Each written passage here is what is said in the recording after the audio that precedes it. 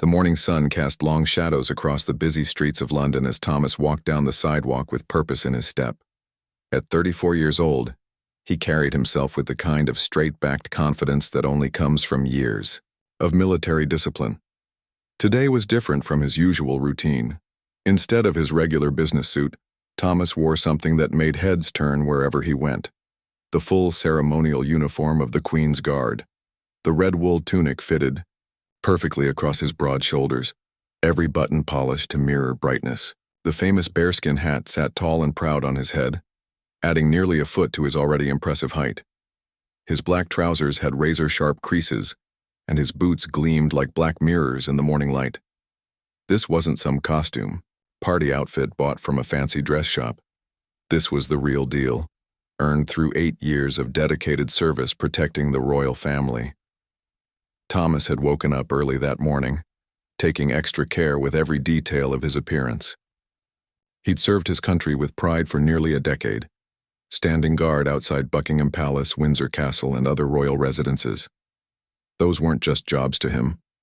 They were a calling. Even now, 3 years after leaving active duty, he still felt that same sense of honor whenever he put on the uniform for special occasions. Today's occasion was important.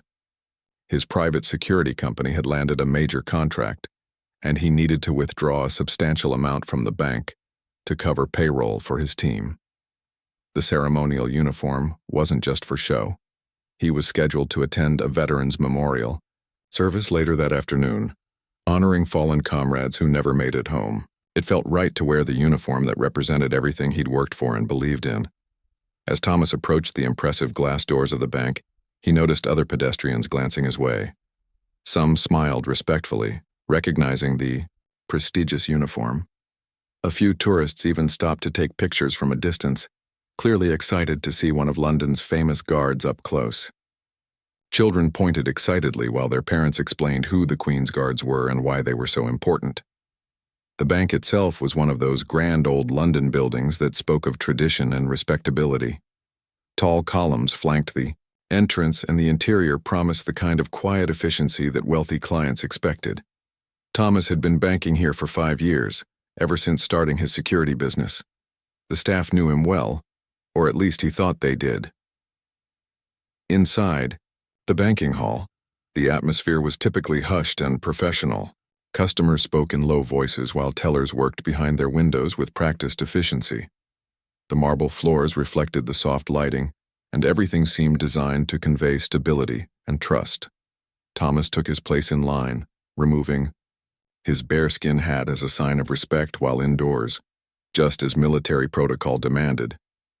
The other customers couldn't help but notice him. An elderly gentleman nodded approvingly, clearly recognizing the uniform's significance. A young mother whispered to her teenage son about the guards she'd seen at Buckingham Palace during their last visit. The atmosphere was respectful, even admiring. Thomas felt proud to represent something bigger than himself, even in this simple banking transaction. Behind the scenes, however, things were about to take an unexpected turn. The bank's manager had been having a particularly stressful week. There had been reports in the news about various scams and impersonations, and she'd been instructed by head office to be extra vigilant about unusual situations. When she spotted Thomas in his elaborate uniform, warning bells began ringing in her mind. From her office window, she watched him carefully. Something didn't seem right to her. Why would a real guard be at the bank in full ceremonial dress? Weren't they supposed to be on duty at royal properties? She'd seen street performers and entertainers dress up in similar outfits to attract tourists. Her suspicious mind began constructing a narrative that painted Thomas not as a legitimate veteran, but as an opportunist trying to trade on respect for the military. Thomas, meanwhile, remained completely unaware of the scrutiny. He was thinking about the memorial service, remembering the faces of friends who hadn't made it home from various deployments. The weight of the uniform reminded him of the responsibility he'd carried, the trust placed in him by his country and his comrades. These weren't just clothes to him. They were symbols of sacrifice, duty, and honor. The line moved slowly, as it always did in banks. Thomas checked his watch, making sure he'd have enough time for his transaction before heading to the memorial service. He thought about his small security company and how far he'd come since leaving the military. It hadn't been easy transitioning to civilian life, but he'd managed to build something meaningful. His team consisted mostly of other veterans, men and women who understood the value of loyalty and dedication. As he waited, Thomas noticed a young boy staring at him with wide eyes. The child whispered something to his mother, who smiled and encouraged him to wave. Thomas gave the boy a small, dignified nod, the kind he'd perfected during countless hours of ceremonial duty. These small interactions reminded him why he'd been proud to serve. It wasn't about the pomp and ceremony. It was about being part of something that mattered to people. The banking hall continued its quiet rhythm around him. Phones rang softly at the customer service desk. Keyboards clicked as tellers processed transactions, and the soft murmur of conversation filled the air. Everything seemed perfectly normal and routine. Thomas had no idea that his simple banking errand was about to become anything but routine. In her office, the manager continued watching, her suspicions growing stronger by the minute. She'd made up her mind about what she was seeing, and she was prepared to act on those suspicions. The stage was being set for a confrontation that would test everything Thomas had learned about maintaining dignity under pressure. The irony was almost perfect. Here was a man who had dedicated years of his life to protecting others, wearing a uniform he'd earned through genuine service and sacrifice, about to be accused of the very thing he'd never do, dishonoring that service through deception. The next few minutes would challenge everything he believed about respect, honor, and the way society treats its veterans. Thomas adjusted his position in line, still completely unaware of the storm that was brewing. The morning sun continued to stream through the bank's tall windows, casting everything in a golden light that seemed to promise a peaceful, ordinary day. Sometimes, though, the most extraordinary situations arise from the most ordinary moments, and this was about to become one of those times. The bank manager stepped out of her office with determined strides, her heels clicking sharply against the marble floor. She'd been watching Thomas for nearly 10 minutes now, and every passing second had convinced her more that something wasn't right. Her name tag read Branch Manager in neat silver letters, and she wore her authority like armor as she approached the uniformed figure waiting patiently in line. Other customers noticed her purposeful movement across the banking hall. The elderly gentleman who had nodded respectfully at Thomas earlier looked up from his paperwork. The young mother with her teenage son paused their quiet conversation. Even the tellers behind their windows seemed to sense that something was about to happen. The usual quiet hum of banking business continued, but there was a new tension in the air. Thomas was third in line now, still thinking about the memorial service and the friends he would honor that afternoon. He held his bearskin hat respectfully under his arm, occasionally glancing at his watch to make sure he wouldn't be late. The weight of the ceremonial sword at his side was familiar and comforting, a reminder of the traditions he'd been proud to uphold during his years of service. "Excuse me, sir." The manager's voice cut through the ambient noise like a knife. She'd positioned herself directly beside Thomas, close enough that her words couldn't be missed by anyone nearby. Her tone carried the kind of authority that bank managers develop over years of dealing with difficult situations.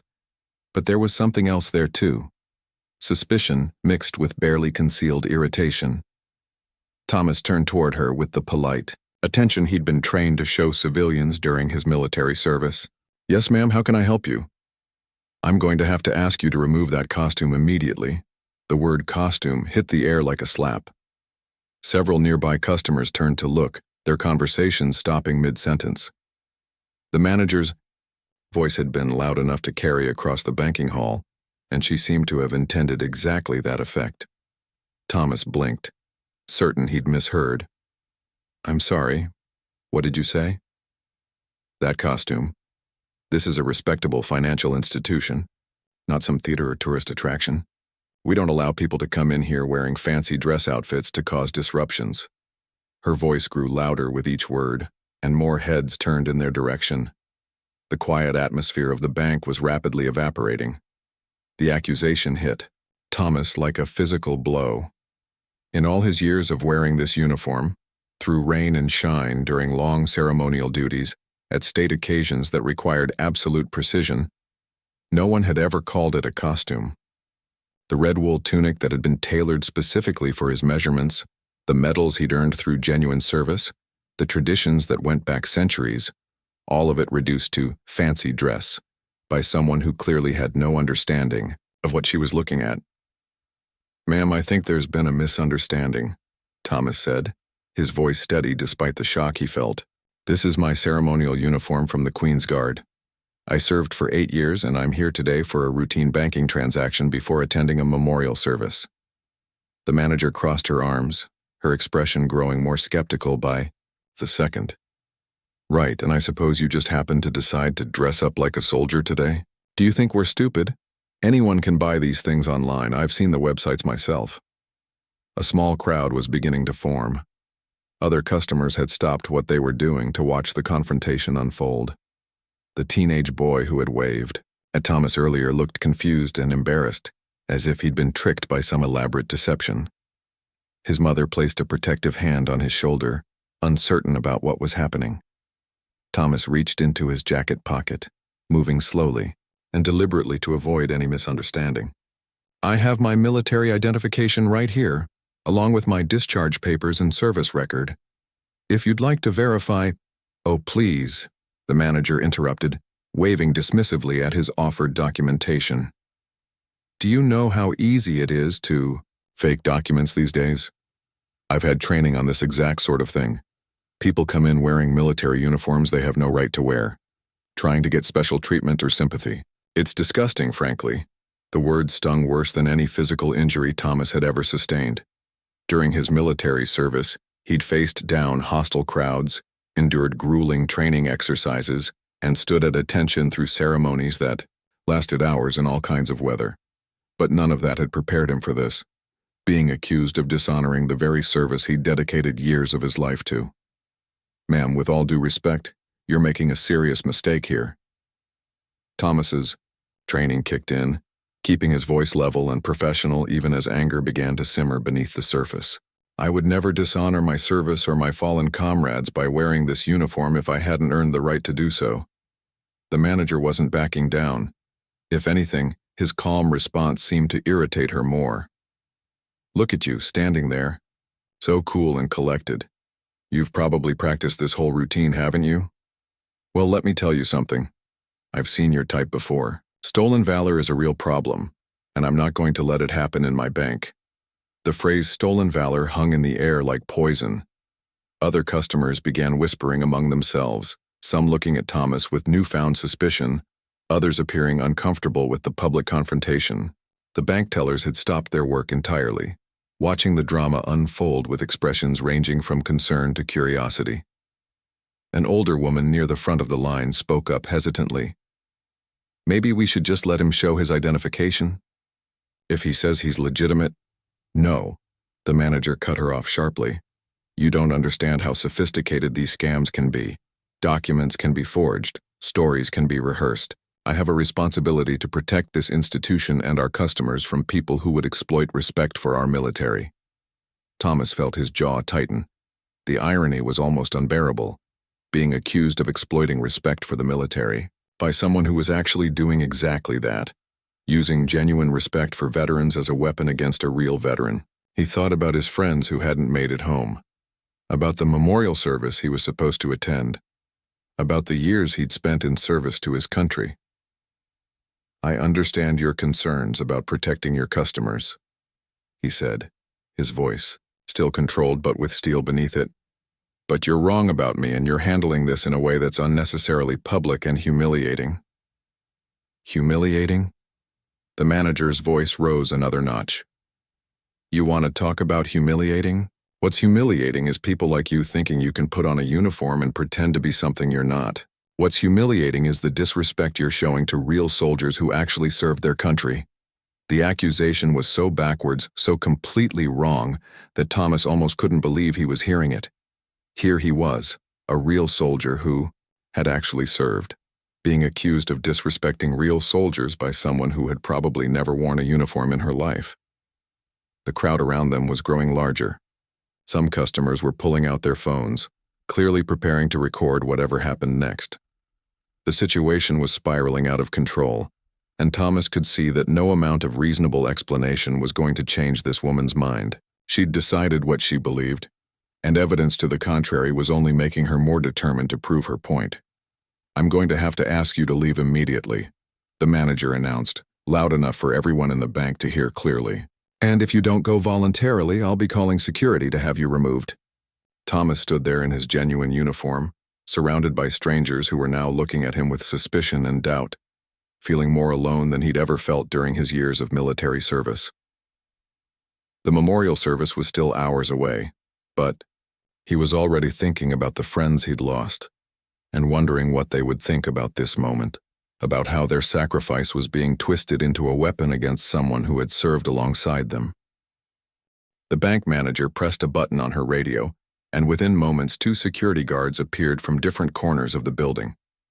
They moved with the kind of professional caution that comes from years of dealing with difficult situations, but there was uncertainty in their eyes. This wasn't the typical drunk customer or petty thief they usually handled.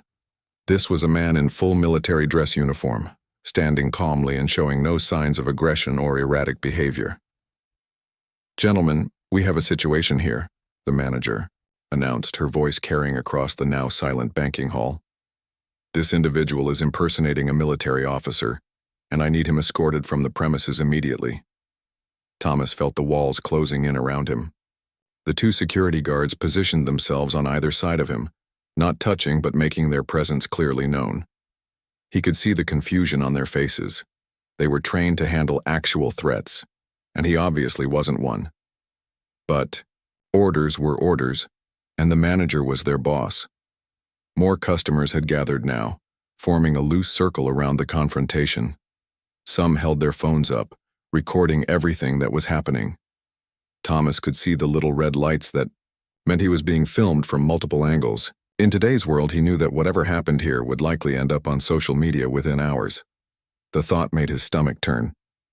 "Look, everyone just needs to calm down," Thomas said, addressing the growing crowd as much as the manager. "I'm happy to provide any documentation you need to verify my service. I have my military ID, my discharge papers, even photographs from my time on duty. This doesn't have to be complicated." But the manager was beyond reason now. Having committed herself to this course of action in front of so many witnesses, she seemed determined to see it through to the end. "Nice try, but anyone can fake documents these days. What kind of real soldier would come into a bank wearing his uniform anyway? Don't they have rules about that?" An elderly man near the front of the crowd spoke up. "Actually, I believe veterans are allowed to wear their dress uniforms for special occasions and ceremonies." His voice was gentle but firm, and several people nodded in agreement. The manager shot him an irritated look. "With all due respect, sir, you're not a military expert either.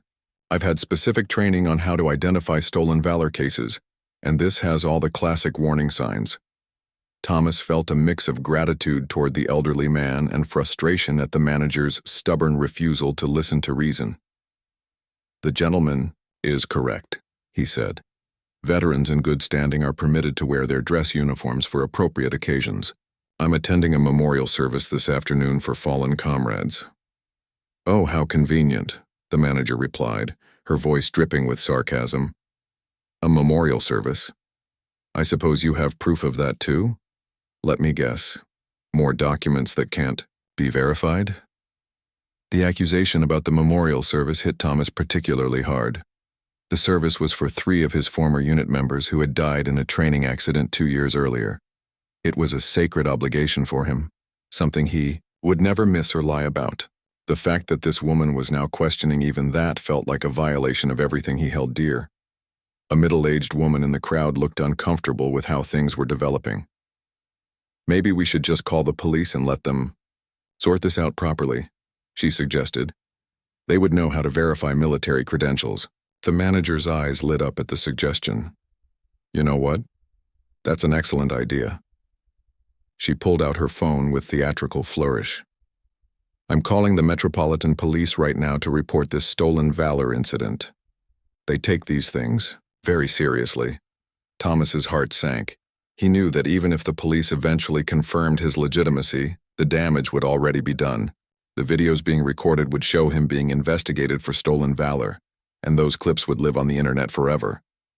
His reputation, his security business, his ability to serve his community, all of it could be destroyed by this one misunderstanding. "Please don't do that," he said. And for the first time there was a note of desperation in his voice. "Just give me 5 minutes to prove who I am. I can call my former commanding officer, I can show you official documentation, I can provide references from people who served with me." But his plea only seemed to confirm the manager's suspicions. "Ah, now we're getting somewhere," she said triumphantly. "Now you're worried about the police getting involved. Why would that be if you're legitimate?" A young mother with 2 small children pushed through the crowd, looking annoyed. "Excuse me, but some of us have actual banking to do.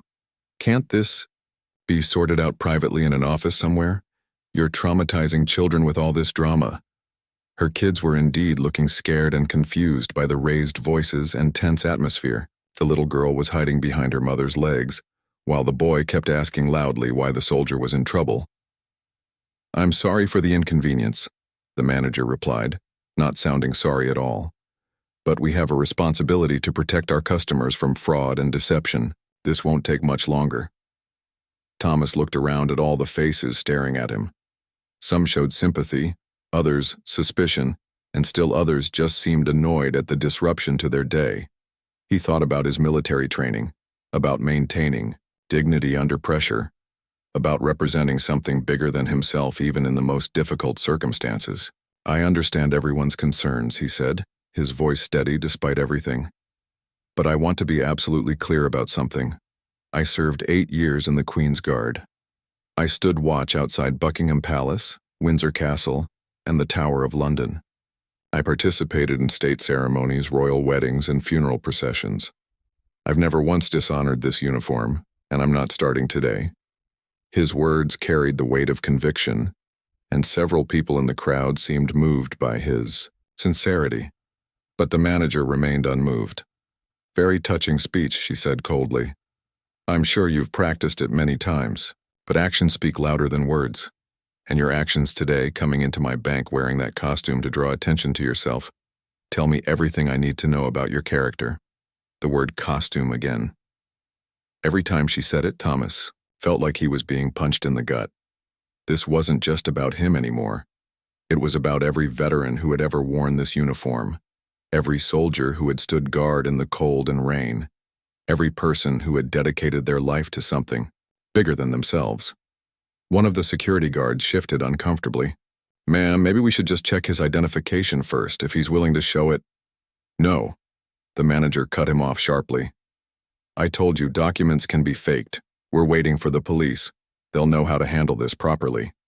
Thomas closed his eyes for a moment, trying to center himself. In his mind, he could see his former comrades, the ones who would be honored at today's memorial service. He could hear their voices, their laughter, their stories. They had died serving their country, and now their memory was being dragged through the mud by someone who didn't understand the first thing about service or sacrifice. When he opened his eyes, his resolve had hardened. Whatever happened next, he would face it with the same dignity and honor that had carried him through 8 years of military service.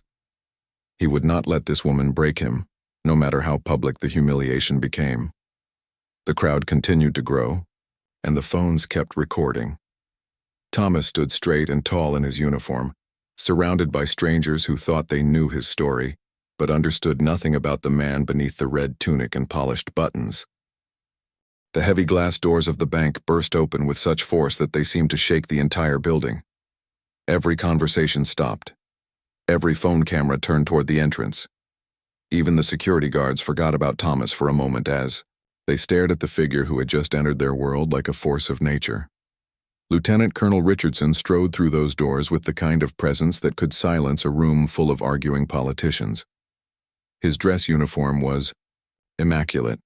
Every ribbon perfectly placed, every piece of brass polished to mirror brightness, every crease sharp enough to cut paper. The ceremonial sword at his side caught the light as he moved, and his boots struck the marble floor with the rhythm of a man who had never doubted his authority to be anywhere he chose to be. At 52 years old, Richardson had spent over 3 decades in military service. His face bore the weathered lines of someone who had made difficult decisions and lived with their consequences.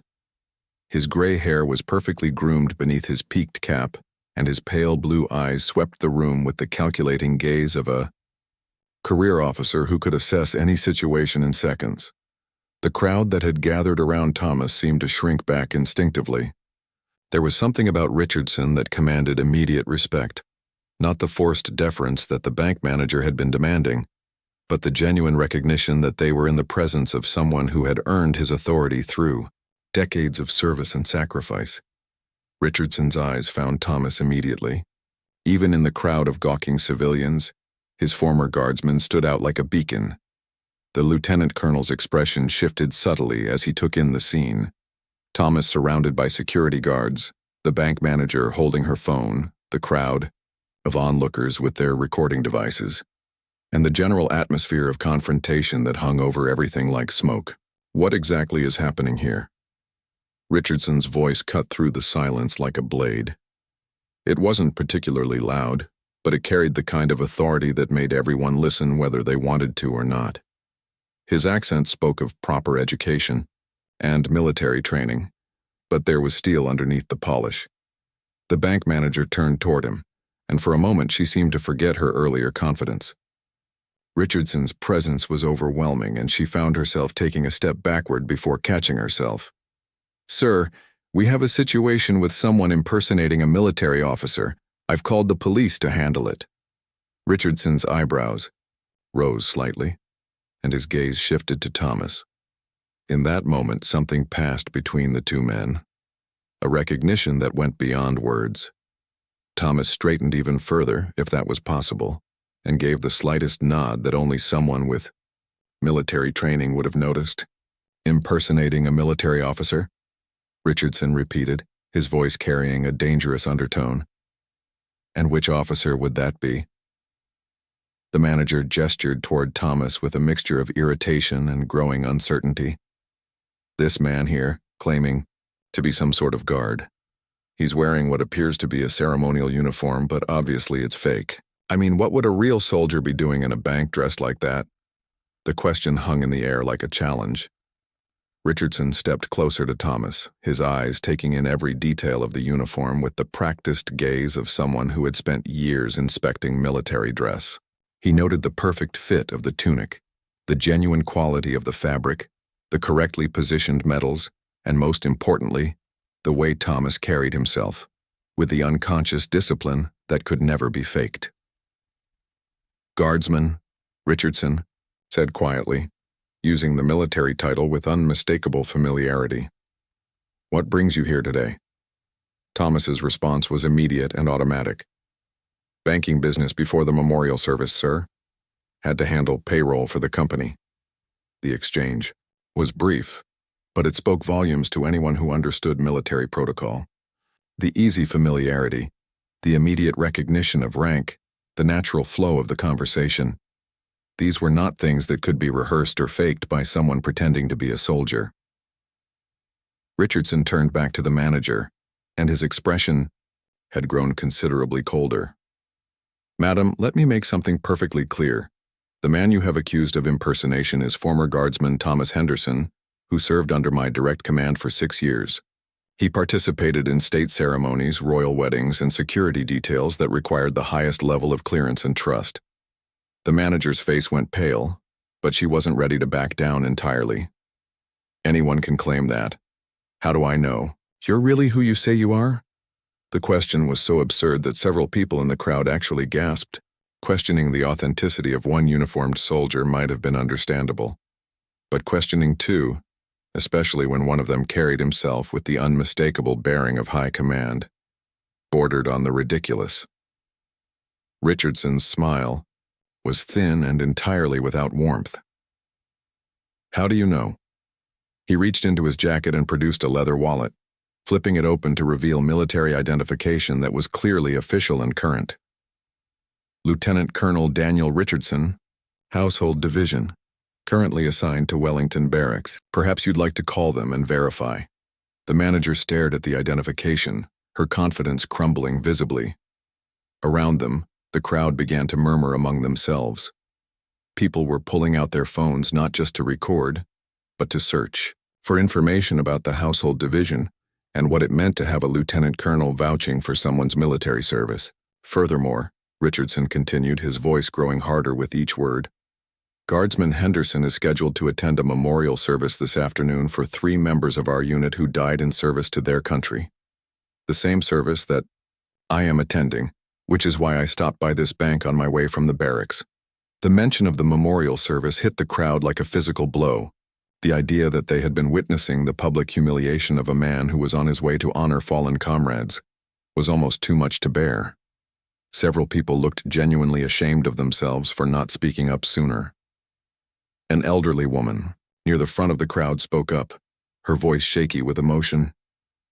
"Oh my goodness, I'm so sorry. We should have known better." But Richardson wasn't finished. He stepped closer to the manager, and though he never raised his voice, his words carried the weight of absolute authority. "What you have done here today goes beyond simple rudeness or poor judgment. You have publicly humiliated a decorated veteran based on nothing more than your own ignorance and prejudice." The manager tried to find her voice. "I was just trying to protect the bank from fraud. We've had training about stolen valor cases." "Stolen valor?" Richardson's voice dropped to barely above a whisper, but somehow it seemed louder than if he had been shouting. "Let me tell you about stolen valor, madam. Stolen valor is when someone falsely claims military service they never performed. What you have done today is the opposite. You have stolen valor from someone who earned it through years of genuine service." The security guards stood frozen, unsure of what to do. Their training had never covered a situation where their boss was being systematically dismantled by a high-ranking military officer who clearly knew what he was talking about. Richardson turned to address the crowd that had gathered. This man spent 8 years of his life serving his country. He stood guard in all weather, participated in ceremonies that honored our nation's history, and maintained the traditions that make us who we are. Today, he came here to conduct routine business before attending a service to honor his fallen comrades. Instead, he has been subjected to public humiliation by someone who knows nothing about military service or the sacrifices it requires. The silence that followed was deafening. Thomas stood straighter than ever, vindicated but taking no pleasure in seeing someone else humiliated, even someone who had wronged him so badly. This was what real leadership looked like. Not petty revenge, but calm, decisive action in defense of what was right. The silence in the bank stretched on for what felt like an eternity. Lieutenant Colonel Richardson's words hung in the air like a judgment that no one could escape. The manager stood frozen, her phone still in her hand, the call to police forgotten, as the reality of her mistake crashed down around her like a collapsing building. Thomas watched as the crowd's expressions shifted from confusion to understanding, and then to something that looked like shame. The teenage boy who had waved at him earlier tugged on his mother's sleeve and whispered loudly enough for everyone to hear, "Mom, why did that lady call the nice soldier a fake?" His mother shushed him gently, but the question cut through the tension like a child's questions always do, straight to the heart of what everyone was thinking but afraid to say out loud. Richardson wasn't finished.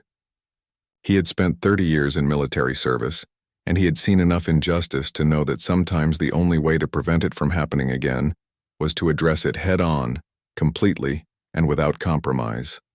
"I want to make something absolutely clear to everyone here," Richardson continued, his voice carrying to every corner of the banking hall. "What you have witnessed today is not just a simple misunderstanding. This is what happens when we let fear and ignorance guide our actions, instead of respect and common sense." The bank manager finally found her voice, though it came out as barely more than a whisper. I was just trying to do my job. We've had training about people who fake military service." "Your training," Richardson said, turning his full attention back to her, "clearly failed to teach you the most important lesson of all, how to recognize genuine service when you see it." He gestured toward Thomas. "This man carries himself with the bearing that comes only from years of real military discipline. His uniform is perfectly fitted, properly worn, and shows the kind of care that only someone who truly understands its significance would take." An older gentleman in the crowd stepped forward hesitantly. Lieutenant Colonel, sir, I served in the Navy 20 years ago.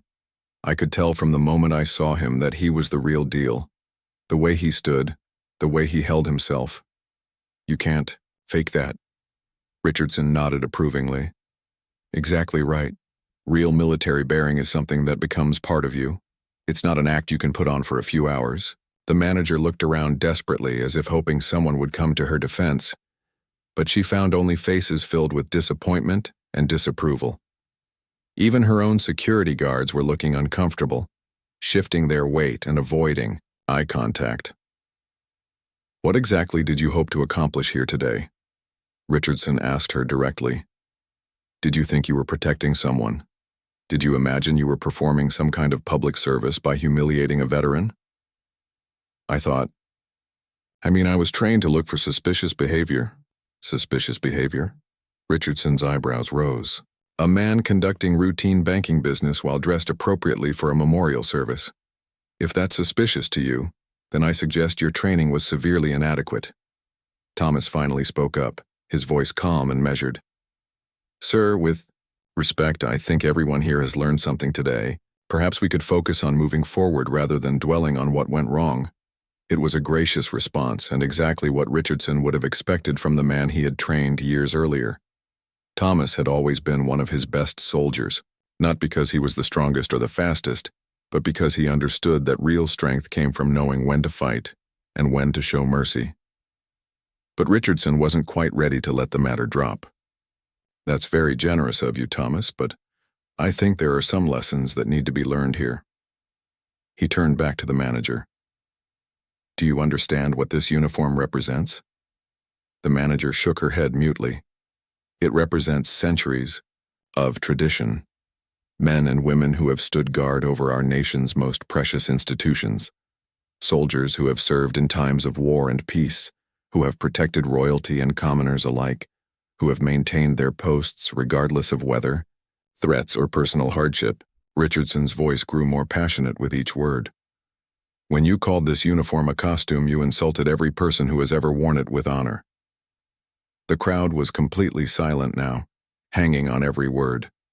Several people had tears in their eyes as they began to truly understand the magnitude of what had happened. A young woman near the back of the crowd raised her voice. What can we do to make this right? Richardson looked at her approvingly. That's an excellent question. The first step is understanding that our veterans deserve better than what happened here today. They deserve respect, gratitude, and the benefit of the doubt. The bank manager finally seemed to find some courage, though her voice was still shaky. I want to apologize to both of you. I made a terrible mistake, and I'm truly sorry. Richardson studied her for a long moment. Apologies are a start, but they're not enough. What matters is what you do next. How will you ensure that this never happens again? Before the manager could answer, the bank's main doors opened again, and a man in an expensive suit hurried in. His face was flushed, and he looked like he had been running. He scanned the crowd quickly before his eyes landed on the manager. What on earth is going on here? He demanded. I've had 3 phone calls in the last 10 minutes about some kind of incident involving our customers. The manager's face went even paler. Mr. Peterson, there's been a misunderstanding. The regional director's eyes took in the scene, the crowd of customers, the phones recording everything, the 2 men in military uniform standing at the center of it. Although his expression grew increasingly grim, Richardson stepped forward. Allow me to explain the situation, sir. Your manager here accused one of my former soldiers of stolen valor and threatened to have him arrested for impersonating a military officer. She did this publicly, in front of dozens of witnesses, despite his offers to provide identification and verification of his service. The director closed his eyes for a moment as if hoping the situation would disappear. When he opened them again, he looked directly at Thomas. Sir, on behalf of this institution, I offer you my most sincere apologies. What happened here today is completely unacceptable and does not represent our values or policies. Thomas nodded graciously. I appreciate that, sir. But the director wasn't finished. He turned to address the entire crowd. Ladies and gentlemen, I want you to know that this incident will be thoroughly investigated. We will be reviewing our training procedures and taking steps to ensure that nothing like this ever happens again. Richardson stepped closer to the director. With respect, sir, training procedures are only part of the solution. The real issue here is a lack of basic respect and common sense. Your employee chose to humiliate a veteran publicly, rather than simply verifying his credentials privately. The director nodded heavily. You're absolutely right, Lieutenant Colonel. There's no excuse for what happened here today. As the crowd began to disperse, many people approached Thomas to offer their own apologies and thanks for his service. The elderly Navy veteran shook his hand firmly. The young mother brought her children over to apologize for doubting him. Even some of the people who had been recording on their phones came forward to express their regret for not speaking up sooner. Thomas accepted each apology with grace, but Richardson could see the toll the experience had taken on him. This was a man who had faced down armed threats and hostile crowds during his military service, but being accused of dishonoring that service in front of strangers had shaken him in a way that physical danger never could. As they finally left the bank, together Richardson placed a hand on Thomas's shoulder. You handled that well, soldier. Better than I probably would have at your age. Thomas managed a weak smile. Thank you, sir. Though I have to admit, I'm glad you showed up when you did. They walked toward their cars in comfortable silence. Two men who understood the weight of the uniforms they wore and the responsibility that came with them. Behind them, the bank slowly returned to normal, but the lessons learned that day would last much longer than the disruption to routine business. The memorial service that afternoon was beautiful and moving, honoring 3 young soldiers who had died too soon. As Thomas stood with his fellow veterans listening to the speeches and remembering their fallen comrades, he reflected on the events of the morning. Sometimes, he thought, the real battles aren't fought on distant battlefields, but in everyday places where respect and dignity matter just as much as they ever did in war.